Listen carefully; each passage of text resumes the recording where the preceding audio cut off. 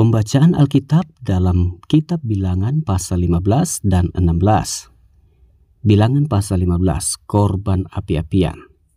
Tuhan berfirman kepada Musa, "Berbicaralah kepada orang Israel dan katakanlah kepada mereka, apabila kamu masuk ke negeri yang akan kuberikan kepadamu menjadi tempat kediamanmu, dan kamu hendak mempersembahkan korban api-apian bagi Tuhan dari lembu sapi atau kambing domba, baik korban bakaran atau korban sembelihan, baik untuk membayar suatu nazar khusus, atau pada waktu perayaan-perayaanmu, dan dengan demikian menyediakan bau yang menyenangkan bagi Tuhan, maka orang yang mempersembahkan persembahannya itu kepada Tuhan, haruslah mempersembahkan sebagai korban sajian 1/10 eva tepung yang terbaik, diolah dengan 1/4 hin minyak. Dan beserta korban bakaran atau korban sembelihan itu, engkau harus juga mempersembahkan 1/4 hin anggur sebagai korban curahan untuk setiap ekor domba yang dipersembahkan. Tetapi jikalau persembahanmu itu seekor domba jantan, engkau harus mempersembahkan sebagai korban sajian dan 2/10 eva tepung yang terbaik, diolah dengan 1/3 hin minyak. Dan sebagai korban curahan haruslah kau persembahkan 1/3 hin anggur, menjadi bau yang menyenangkan bagi Tuhan. Dan apabila engkau mengolah seekor lembu sebagai korban bakaran atau sebagai korban sembelihan, baik untuk membayar suatu nazar khusus maupun sebagai korban keselamatan bagi Tuhan, maka beserta lembu itu haruslah dipersembahkan sebagai korban sajian 3/10 eva tepung yang terbaik, diolah dengan 1/2 hin minyak. Dan sebagai korban curahan haruslah kau persembahkan 1/2 hin anggur. Itulah korban api-apian yang baunya menyenangkan bagi Tuhan. Demikianlah harus diperbuat untuk setiap ekor lembu dan untuk setiap ekor domba jantan dan untuk setiap ekor domba atau kambing. Berapapun jumlah hewan yang kamu olah, untuk setiap hewan itu harus kamu perbuat demikian juga. Setiap orang Israel asli haruslah berbuat demikian apabila ia mempersembahkan korban api-apian yang baunya menyenangkan bagi Tuhan.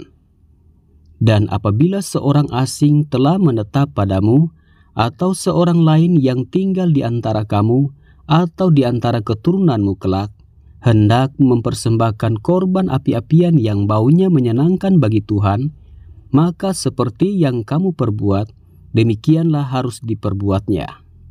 Mengenai jemaah itu, haruslah ada satu ketetapan bagi kamu dan bagi orang asing yang tinggal padamu.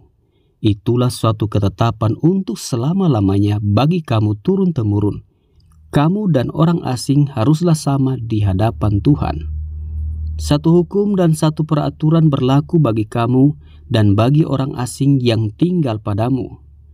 Lagi berfirmanlah Tuhan kepada Musa, "Berbicaralah kepada orang Israel dan katakanlah kepada mereka, apabila kamu masuk ke negeri kemana kamu akan kubawa, maka apabila kamu makan roti hasil negeri itu, haruslah kamu mempersembahkan persembahan khusus bagi Tuhan.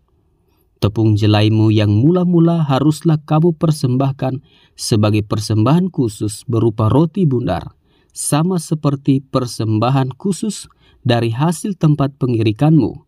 Demikianlah harus kamu mempersembahkannya. Dari tepung jelaimu yang mula-mula haruslah kamu menyerahkan persembahan khusus kepada Tuhan turun-temurun." Dosa yang tidak disengaja. Apabila kamu dengan tidak sengaja melalaikan salah satu dari segala perintah ini yang telah difirmankan Tuhan kepada Musa, yakni dari segala yang diperintahkan Tuhan kepadamu dengan perantaraan Musa, mulai dari hari Tuhan memberikan perintah-perintahnya dan seterusnya turun-temurun. Dan apabila hal itu diperbuat di luar pengetahuan umat ini, tidak dengan sengaja, maka haruslah segenap umat mengolah seekor lembu jantan muda sebagai korban bakaran menjadi bau yang menyenangkan bagi Tuhan, serta dengan korban sajiannya dan korban curahannya, sesuai dengan peraturan, juga seekor kambing jantan sebagai korban penghapus dosa. maka haruslah imam mengadakan pendamaian bagi segenap umat Israel, sehingga mereka beroleh pengampunan, sebab hal itu terjadi tidak dengan sengaja. Dan karena mereka telah membawa persembahan-persembahan mereka sebagai korban api-apian bagi Tuhan, juga korban penghapus dosa mereka di hadapan Tuhan, karena hal yang tidak disengaja itu, segenap umat Israel akan beroleh pengampunan, juga orang asing yang tinggal di tengah-tengahmu, karena hal itu dilakukan oleh seluruh bangsa itu dengan tidak sengaja. Apabila satu orang saja berbuat dosa dengan tidak sengaja, maka haruslah ia mempersembahkan kambing betina berumur setahun sebagai korban penghapus dosa. Dan imam haruslah mengadakan pendamaian di hadapan Tuhan bagi orang yang dengan tidak sengaja berbuat dosa itu, sehingga orang itu beroleh pengampunan karena telah diadakan pendamaian baginya, baik bagi orang Israel asli maupun bagi orang asing yang tinggal di tengah-tengah kamu. Satu hukum saja berlaku bagi mereka, berkenan dengan orang yang berbuat dosa dengan tidak sengaja. Tetapi orang yang berbuat sesuatu dengan sengaja, baik orang Israel asli, baik orang asing, orang itu menjadi penista Tuhan. Ia harus dilenyapkan dari tengah-tengah bangsanya, sebab ia telah memandang hina terhadap firman Tuhan dan merombak perintahnya. Pastilah orang itu dilenyapkan, kesalahannya akan tertimpa atasnya. Orang yang melanggar peraturan Sabat. Ketika orang Israel ada di padang gurun, didapati merekalah seorang yang mengumpulkan kayu api pada hari Sabat. Lalu orang-orang yang mendapati dia sedang mengumpulkan kayu api itu, menghadapkan dia kepada Musa dan Harun dan segenap umat itu. Orang itu dimasukkan dalam tahanan, oleh karena belum ditentukan apa yang harus dilakukan kepadanya. Lalu berfirmanlah Tuhan kepada Musa, orang itu pastilah dihukum mati. Segenap umat Israel harus melontari dia dengan batu di luar tempat perkemahan. Lalu segenap umat menggiring dia keluar tempat perkemahan. Kemudian dia dilontari dengan batu, sehingga ia mati, seperti yang difirmankan Tuhan kepada Musa. Jumbai peringatan. Tuhan berfirman kepada Musa, "Berbicaralah kepada orang Israel dan katakanlah kepada mereka bahwa mereka harus membuat jumbai-jumbai pada punca baju mereka, turun-temurun, dan dalam jumbai-jumbai punca itu haruslah dibubuh benang ungu kebiru-biruan. Maka jumbai itu akan mengingatkan kamu, apabila kamu melihatnya, kepada segala perintah Tuhan, sehingga kamu melakukannya dan tidak menuruti hatimu atau matamu sendiri, seperti biasa kamu perbuat dalam ketidaksetiaanmu terhadap Tuhan. Maksudnya supaya kamu mengingat dan melakukan segala perintahku dan menjadi kudus bagi Allahmu. Akulah Tuhan Allahmu yang telah membawa kamu keluar dari tanah Mesir, supaya aku menjadi Allah bagimu. Akulah Tuhan Allahmu." Bilangan pasal 16. Pemberontakan Korah, Datan, dan Abiram. Korah bin Yesar bin Kehat bin Lewi beserta Datan dan Abiram, anak-anak Eliab, dan On bin Pelet, ketiganya orang Ruben, mengajak orang-orang untuk memberontak melawan Musa, beserta 250 orang Israel, pemimpin-pemimpin umat itu, yaitu orang-orang yang dipilih oleh rapat, semuanya orang-orang yang kenamaan. Maka mereka berkumpul mengerumuni Musa dan Harun, serta berkata kepada keduanya, "Sekarang cukuplah itu. Segenap umat itu adalah orang-orang kudus, dan Tuhan ada di tengah-tengah mereka. Mengapakah kamu meninggi-ninggikan diri di atas jemaat Tuhan?" Ketika Musa mendengar hal itu, sujudlah ia. Dan ketika ia berkata kepada Korah dan segenap kumpulannya, "Besok pagi Tuhan akan memberitahukan siapa kepunyaannya dan siapa yang kudus, dan ia akan memperbolehkan orang itu mendekat kepadanya. orang yang akan dipilihnya akan diperbolehkannya mendekat kepadanya. Perbuatlah begini, ambillah perbaraan-perbaraan hai Korah dan kamu segenap kumpulannya. Bubulah api ke dalamnya dan taruhlah ukupan di atasnya di hadapan Tuhan pada esok hari, dan orang yang akan dipilih Tuhan, dialah yang kudus. Cukuplah itu, hai orang-orang Lewi. Lalu berkatalah Musa kepada Korah, cobalah dengar, hai orang-orang Lewi. Belum cukupkah bagimu bahwa kamu dipisahkan oleh Allah Israel dari umat Israel dan diperbolehkan mendekat kepadanya, supaya kamu melakukan pekerjaan pada kemah suci Tuhan dan bertugas bagi umat itu untuk melayani mereka, dan bahwa engkau diperbolehkan mendekat bersama-sama dengan semua saudaramu Bani Lewi. Dan sekarang mau pula kamu menuntut pangkat imam lagi. Sebab itu, engkau ini dengan segenap kumpulanmu, kamu bersepakat melawan Tuhan. Karena siapakah Harun sehingga kamu bersungut-sungut kepadanya? Adapun Musa telah menyuruh orang untuk memanggil Datan dan Abiram, anak-anak Eliab, tetapi jawab mereka, kami tidak mau datang. Belum cukupkah bahwa engkau memimpin kami keluar dari suatu negeri yang berlimpah-limpah susu dan madunya, untuk membiarkan kami mati di padang gurun, sehingga masih juga engkau menjadikan dirimu tuan atas kami? Sungguh, engkau tidak membawa kami ke negeri yang berlimpah-limpah susu dan madunya, ataupun memberikan kepada kami ladang-ladang dan kebun-kebun anggur sebagai milik pusaka. Masakan engkau dapat mengelabui mata orang-orang ini? Kami tidak mau datang. Lalu sangat marahlah Musa dan ia berkata kepada Tuhan, jangan perhatikan segala persembahan mereka. Belum pernah ku ambil satu ekor keledai pun dari mereka, dan belum pernah ku lakukan yang jahat kepada seseorang pun dari mereka.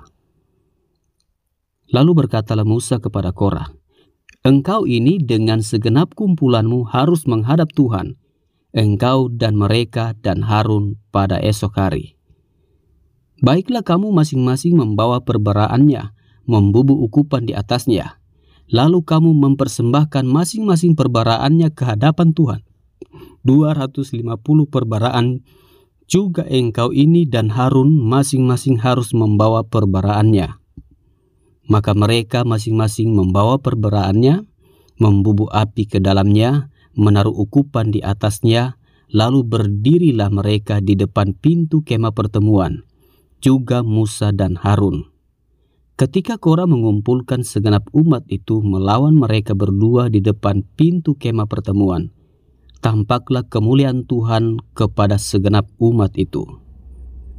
Lalu berfirmanlah Tuhan kepada Musa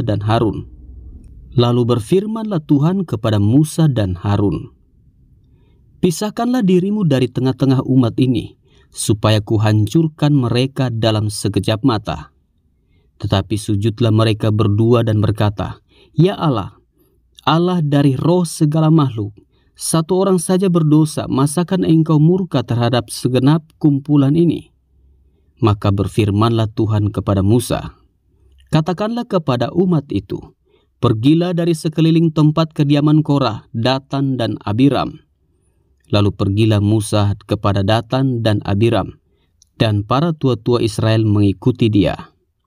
Berkatalah ia kepada umat itu, baiklah kamu menjauh dari kemah orang-orang fasik ini, dan janganlah kamu kena kepada sesuatu apapun dari kepunyaan mereka, supaya kamu jangan mati lenyap oleh karena segala dosa mereka.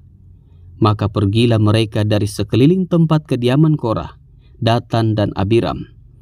Keluarlah Datan dan Abiram, lalu berdiri di depan pintu kemah mereka bersama-sama dengan istrinya, para anaknya, dan anak-anak yang kecil.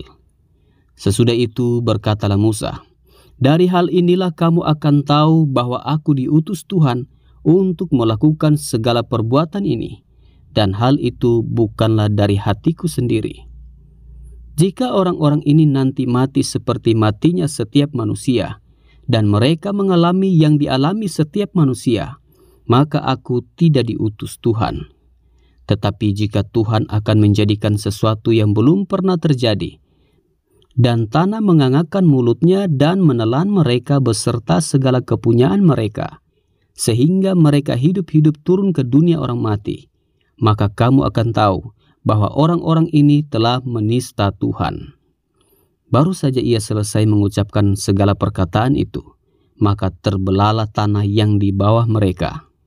Dan bumi membuka mulutnya dan menelan mereka, dengan seisi rumahnya dan dengan semua orang yang ada pada Korah dan dengan segala harta milik mereka.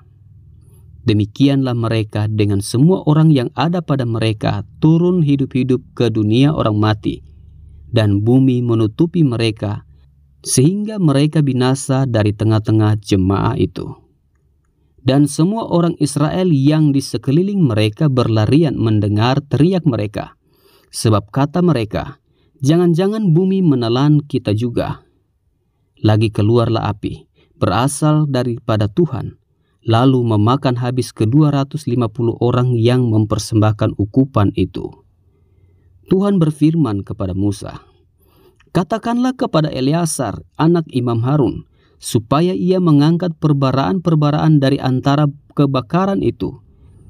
Lalu hamburkanlah api itu jauh-jauh, karena semuanya itu kudus, yakni perbaraan orang-orang berdosa yang telah membayarkan nyawanya.